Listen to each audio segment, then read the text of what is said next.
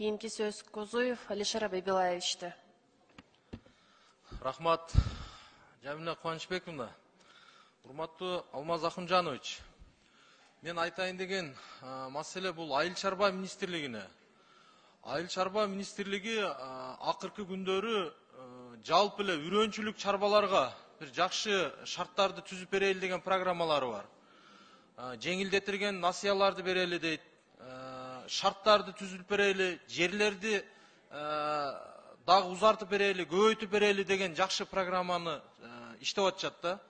Бирок ошол биздеги мамлекетибиздеги үрөн чарбалардын абалы кандай?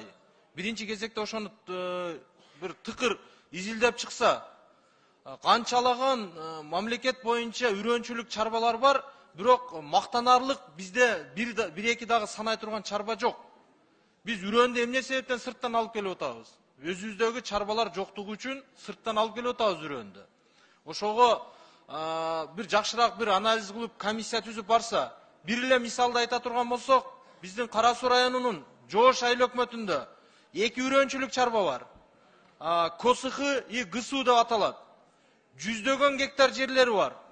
Эң көйгөйлүү маселе ал үрөнчүлүк чарбалар бир максатсыз пайдаланып, мамлекетке же бир аренда төлөп өткөн жерлери.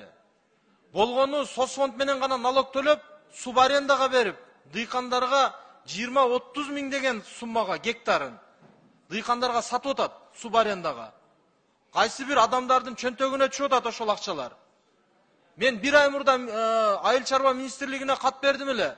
Бир республикалык деңгээлде комиссия түзүп келип текшерип бергиле деп. Азыркы күнгө чейин жыйынтык жок. Ошону бир контролдоп берсеңиз. Андан кийин экинчи маселе ошол эле Жоош айыл өкмөтүндө ондогон жылдар менен адамдар азап чегип араң жерге жетти. Бир Акжар айылында 70 гектардан ашык жер трансформация болуп, 13 айылдын элине таркатылып берилди эле. Ошол жерге эми азыр жол, суу, электр энергия тартып бир инфраструктураны түзүш керек болуп атат.